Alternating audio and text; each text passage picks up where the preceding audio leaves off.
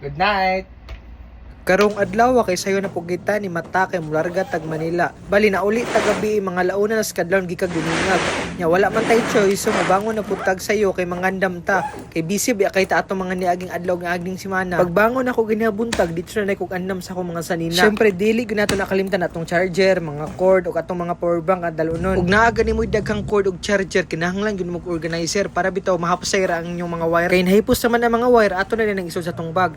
Pagkahuman na ato dayon ang tanawan atong mga supporting documents bitaw atong dalunon. Kay nahuman naman og andam ang tanan, mag-shoes na dayon ta kay mulakaw na dayon ta. Ang atong flight tay karon kay alas 3 pa sa hapon. Gihatod ko ni Papa kay mga alas 12 na sa udto. Yan abot mi mga launa na pud kapin.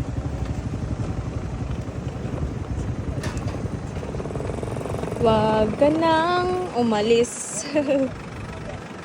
Bye!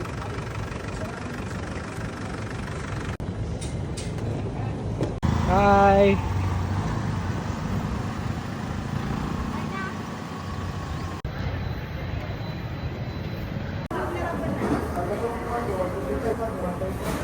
Ug karon kay naabot na ta sa Pagadian City International Airport. Charis, Pagadian City Airport ra bitaw. Pagkataod-taod kay pasakan na dayon ta sa eroplano. See you Manila.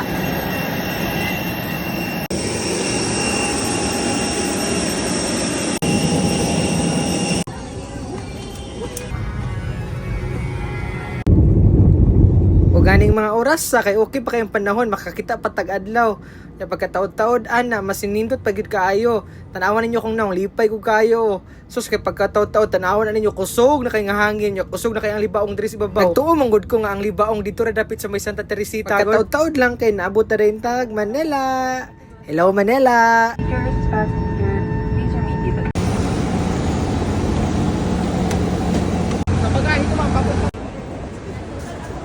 Pagkahuman nga nakuha na nato tong bagahe kay musaka na pud ta pa ibabaw kay mangita tag katambayan ug kastehan nato.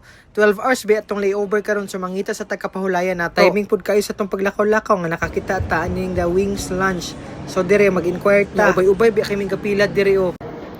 Hago na kay tagnaw. Hago na kayo. Nya kay okay raman kayo ko silang price so musulod na ta. Thank you. Ingon ana ang iyang sulod niya ani mga oras sa kay ako rang isa gaabang ani dire. Number 13 so 13 darita.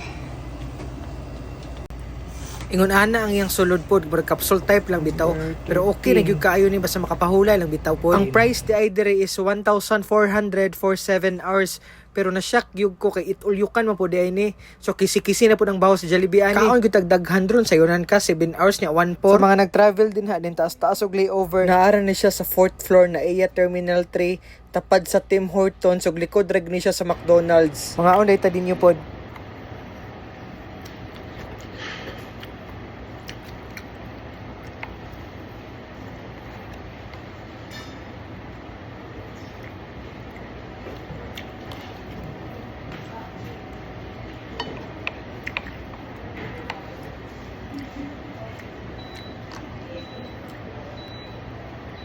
Kay busog naman gyud ta so mobalik na ta sa tong kwarto. Diri lang sa kukutob ug ugman apod ug mauna na to karong adlaw. Daghang salamat.